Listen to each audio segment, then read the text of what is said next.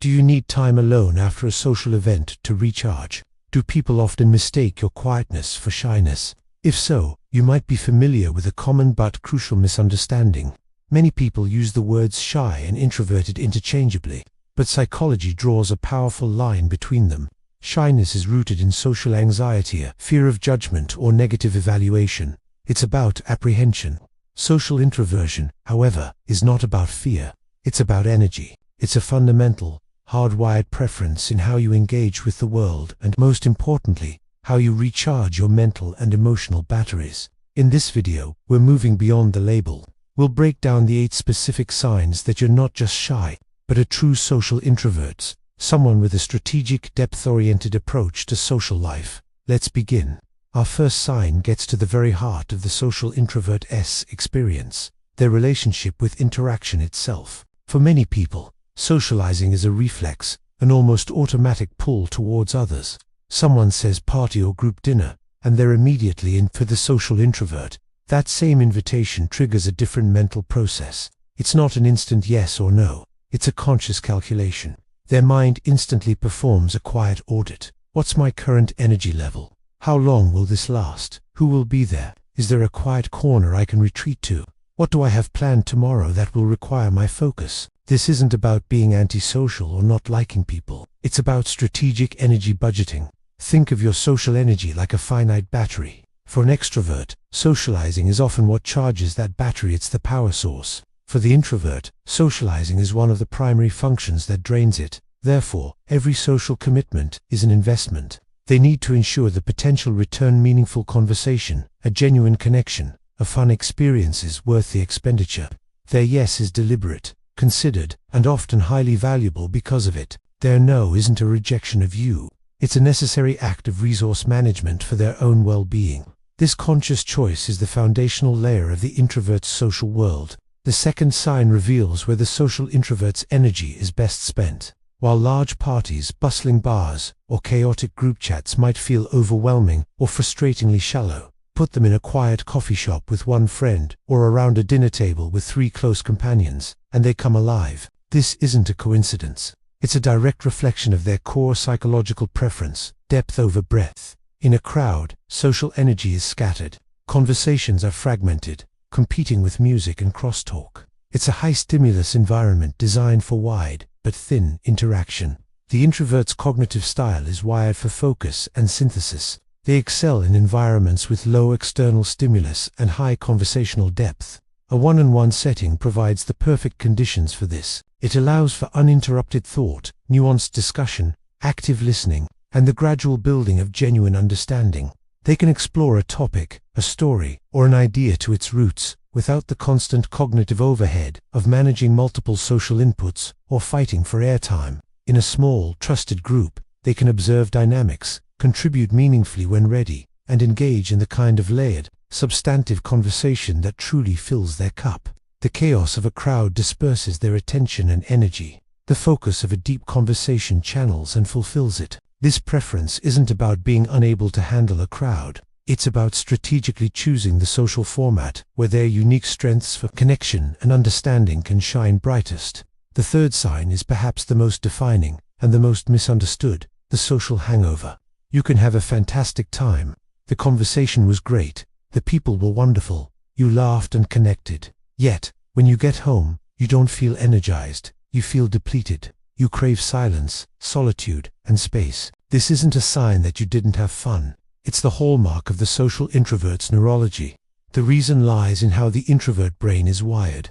Research suggests it may have a higher natural level of internal arousal and be more sensitive to external stimulation. Social interaction, with all its faces, voices, body language, and unspoken rules, is a massive influx of data. For the introvert, this isn't just passively received, it's actively and deeply processed. The brain is working in the background, analyzing conversations, reflecting on meanings, synthesizing information, and managing your own responses. This deep internal processing is metabolically expensive. It consumes significant mental energy. So, while an extrovert might leave a party buzzing from the external stimuli, the introvert leaves having conducted a symphony of internal cognitive work. The enjoyment was real, but so is the exhaustion. This need for recovery isn't weakness.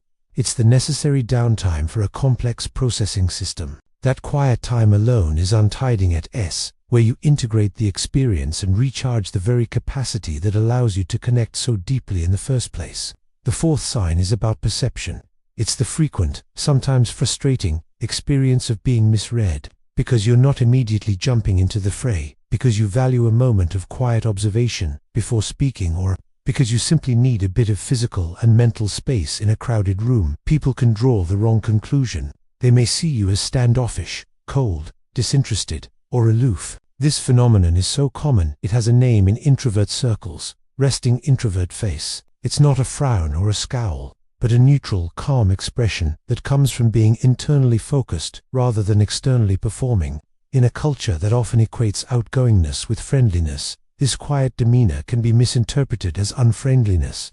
The core issue is a mismatch between internal reality and external expression. Inside, you might be deeply engaged thinking about the conversation, forming an opinion, enjoying listening, but externally, you are still, quiet, and reserved. An extroverted brain, which often thinks by talking, can misinterpret this silence as emptiness or judgment. It's a social cost of the introvert's operating system. Your need for processing space is perceived by others as a desire for social distance. This isn't a flaw in you or them. It's a gap in understanding. Learning to offer a small warm smile or a brief verbal cue can bridge this gap, but the initial impression is a common signpost on the introvert's path, a reminder that your natural state isn't always the social default. The fifth sign reveals your natural role in group dynamics. In a meeting, a classroom, or a large social gathering, you are often not the first to speak. You're not vying for the spotlight. Instead, you are likely in the role of the observer, the listener, the person taking it all in. This isn't passive. It's a different form of participation. While others are speaking to think, you are thinking to speak.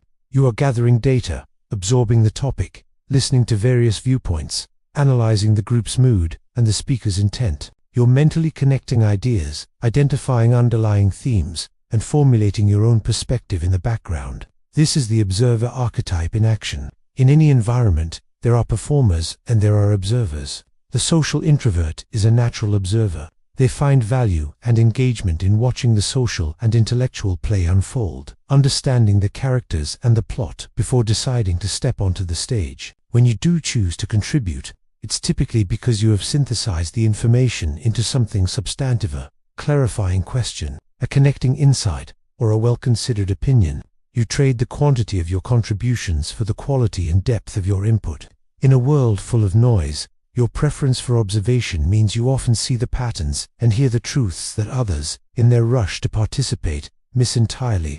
The sixth sign is about a fundamental need, not a casual preference. For the social introvert, solitude is not a luxury or a treat. It is essential, non-negotiable maintenance.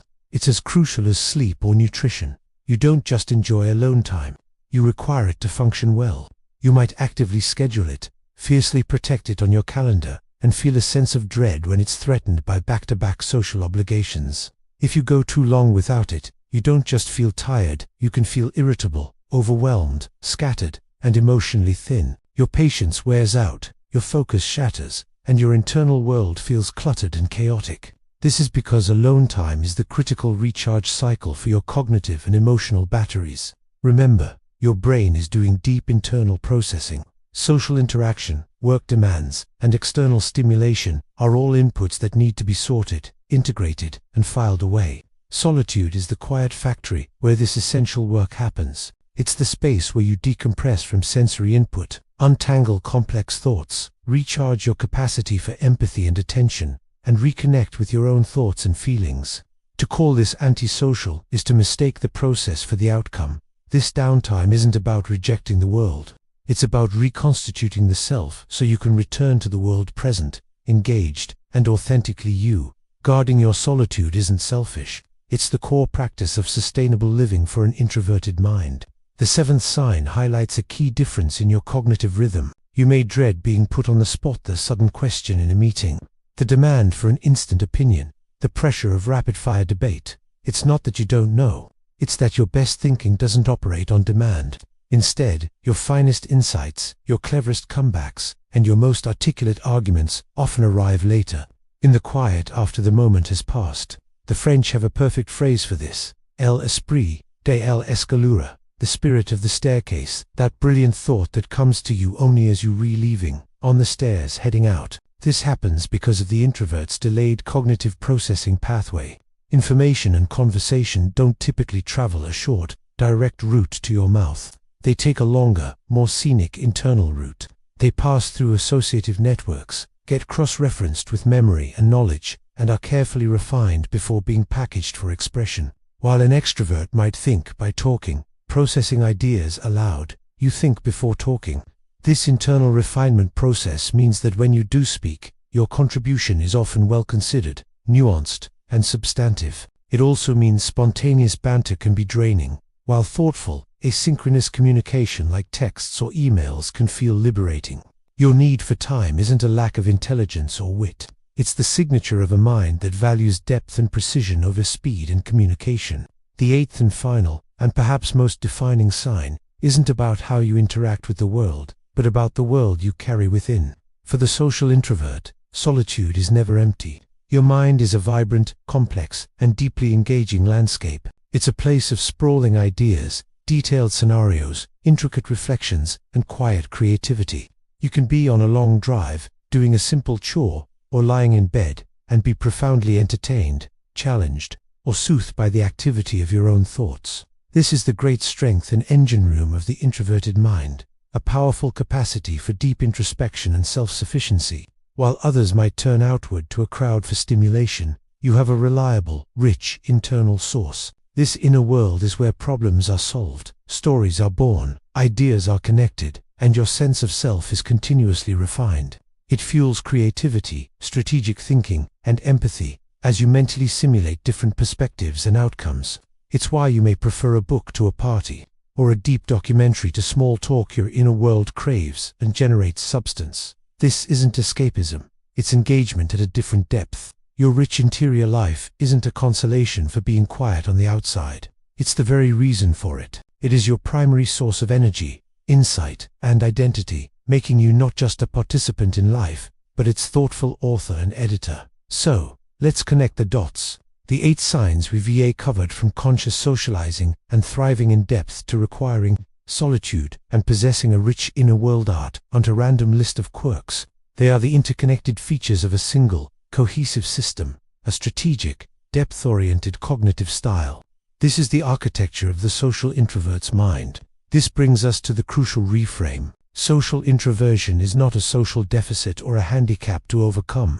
It is a different, powerful way of navigating the world with distinct advantages. Your tendency for observation makes you perceptive and insightful. Your preference for depth fosters loyalty and meaningful connection. Your need for solitude builds creativity and self-sufficiency. Your strategic energy use is a masterclass in personal sustainability. In a noisy, distracted world, these are superpowers. If you saw yourself in these signs, this is your validation. Your need to recharge isn't weird. Your quietness isn't a flaw, and your thoughtful pace isn't a weakness. You are operating on a different, deeply intelligent frequency. You haven't failed to be outgoing. You've succeeded in being authentic to a thoughtful, reflective nature.